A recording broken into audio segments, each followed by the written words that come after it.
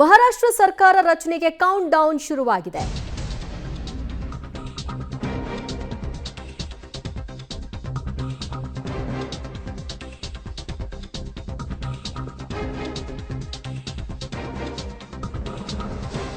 ಹಕ್ಕು ಪ್ರತಿಪಾದನೆಗಾಗಿ ರಾಜ್ಯಪಾಲರನ್ನ ಭೇಟಿ ಮಾಡಿದ್ದಾರೆ ಮಹಾಯುತಿ ನಾಯಕರು. ಶಿಂಧೆ ನೇತೃತ್ವದಲ್ಲಿ ರಾಜ್ಯಪಾಲರಿಗೆ ಬೆಂಬಲ ಪತ್ರವನ್ನ ಕೊಡ್ತಾ ಇದ್ದಾರೆ. ಮಹಾರಾಷ್ಟ್ರದಲ್ಲಿ ಸರ್ಕಾರ ರಚನೆಗೆ ಕೌಂಟ್ ಡೌನ್ ಶುರುವಾಗಿದೆ. ಈಗಾಗಲೇ ಹೇಳಿದ್ರು 5ನೇ ತಾರೀಕು ನಾವು ಸರ್ಕಾರ ರಚನೆ ಮಾಡ್ತೀವಿ ಅಂತ. ಆದರೆ ಮುಖ್ಯಮಂತ್ರಿಯನ್ನಾಗಿ ಯಾರನ್ನ ಆಯ್ಕೆ ಮಾಡ್ತಿದ್ದಾರೆ ಅನ್ನೋದ್ರ ಬಗ್ಗೆ ಇನ್ನೂ ಕೂಡ ಪಾರ್ಟಿಯಲ್ಲಿ ಚರ್ಚೆ ನಡೀತಾ ಇದೆ. ಈಗ ಮಹಾಯುತಿ ತಂಡ ರಾಜ್ಯಪಾಲರನ್ನ ಭೇಟಿ ಮಾಡಿದ್ದಾರೆ. ಸರ್ಕಾರ ರಚನೆಗೆ ಸಂಬಂಧಿತವಾಗಿ ಹಕ್ಕು ಮಂಡನೆಯನ್ನ ಮಾಡ್ತಾ ಇರುವಂತಹ ಒಂದು ಪ್ರಕ್ರಿಯೆ ನೀವು ಅದನ್ನ ಗಮನಿಸ್ತಾ ಇದ್ರಿ. ಮಹಾರಾಷ್ಟ್ರದಲ್ಲಿ ಯಾವಾಗ ಸರ್ಕಾರ ರಚನೆ ಆಗುತ್ತೆ, ಯಾರು ಮುಖ್ಯಮಂತ್ರಿ ಆಗ್ತಾರೆ, ಇದೆಲ್ಲವೂ ಕೂಡ ಸಾರ್ಟ್ ಔಟ್ ಆಯ್ತಾ ಅನ್ನುವಂತಹ ಪ್ರಶ್ನೆ ಪ್ರತಿದಿನದ ವಿಚಾರ ಆಗಿತ್ತು. ಯಾಕಂದ್ರೆ ಸಭೆಗಳನ್ನ ನಡೆಸ್ತಾ ಇದ್ರು, ಮತ್ತೆ ಸಭೆಗಳು ಮುಂದೂಡಿಕೆ ಆಗ್ತಿತ್ತು.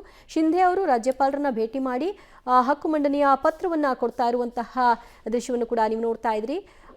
ಶಿಂಧೆ, ಫಡ್ನವೀಸ್ ಆದಿಯಾಗಿ ಎಲ್ಲರೂ ಕೂಡ ಈ ಸಂದರ್ಭದಲ್ಲಿ ಉಪಸ್ಥಿತರಿದ್ದಾರೆ. ಅಜಿತ್ ಪವಾರ್, ಶಿಂಧೆ, ದೇವೇಂದ್ರ ಫಡ್ನವೀಸ್, ಬಿಜೆಪಿಯ ಹಲವಾರು ನಾಯಕರು, ಮಹಾಯುತಿ ತಂಡದ ನಾಯಕರು, ನಿರ್ಮಲಾ ಸೀತಾರಾಮನ್ ಎಲ್ಲರೂ ಕೂಡ ಇವತ್ತು ರಾಜ್ಯಪಾಲರನ್ನ ಭೇಟಿ ಮಾಡಿದರು. ಭೇಟಿಯ ನಂತರದಲ್ಲಿ ಹಕ್ಕು ಮಂಡನೆಗೆ ಪತ್ರವನ್ನು ಕೊಟ್ಟಿದ್ದಾರೆ. ಮಹಾರಾಷ್ಟ್ರ ಸಿಎಂ ಆಗಿ ದೇವೇಂದ್ರ ಫಡ್ನವೀಸ್ ಅವರನ್ನ ಅಂತಿಮಗೊಳಿಸಲಾಗಿದೆ. ನಾಳೆ ದೇವೇಂದ್ರ ಫಡ್ನವೀಸ್ ಪ್ರಮಾಣ ವಚನ ಸ್ವೀಕಾರವನ್ನ ಮಾಡಲಿದ್ದಾರೆ. ಮುಂಬೈನಲ್ಲಿ ನಾಳೆ ಸಂಜೆ 5 ಗಂಟೆಗೆ ಪದಗ್ರಹಣ ಕಾರ್ಯಕ್ರಮವನ್ನ ಇಟ್ಕೊಳ್ಳಲಾಗಿದೆ. ಪ್ರಧಾನಿ ಮೋದಿ ಸೇರಿದಂತೆ ಬಿಜೆಪಿ ನಾಯಕರು ಈ ಕಾರ್ಯಕ್ರಮದಲ್ಲಿ ಭಾಗಿಯಾಗಲಿದ್ದಾರೆ.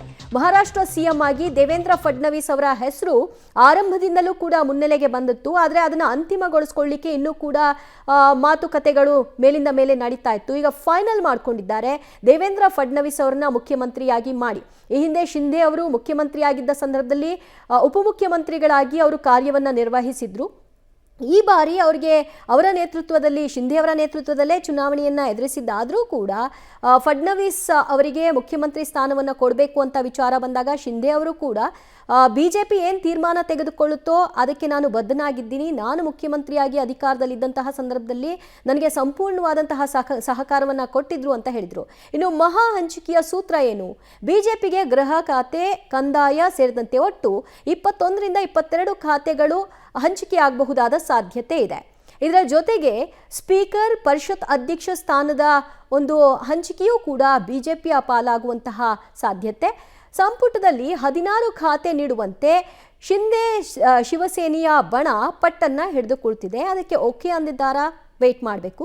ನಗರಾಭಿವೃದ್ಧಿ ಸೇರಿದಂತೆ 12 ಖಾತೆಗಳಷ್ಟೇ ಸಿಗುವಂತಹ ಸಾಧ್ಯತೆಗಳು ಕೂಡ ಇದೆ. ಅವರ ನಿರೀಕ್ಷೆಯನ್ನ ಪರಿಪೂರ್ಣವಾಗಿ ಒಪ್ಪುತ್ತಾರಾ ಅಥವಾ ಭಾಗಶಃ ಅದನ್ನ ಫುಲ್ಫಿಲ್ ಮಾಡ್ತಾರಾ ನೋಡಬೇಕು. ವಿಧಾನ ಪರಿಷತ್ ಸಭಾಪತಿ ಸ್ಥಾನಕ್ಕೆ ಶಿವಸೇನೆ ಪೈಪೋಟಿಯನ್ನ ನಡೆಸ್ತಾ ಇದೆ, ನಮಗೆ ಕೊಡಬೇಕು ಅಂತ.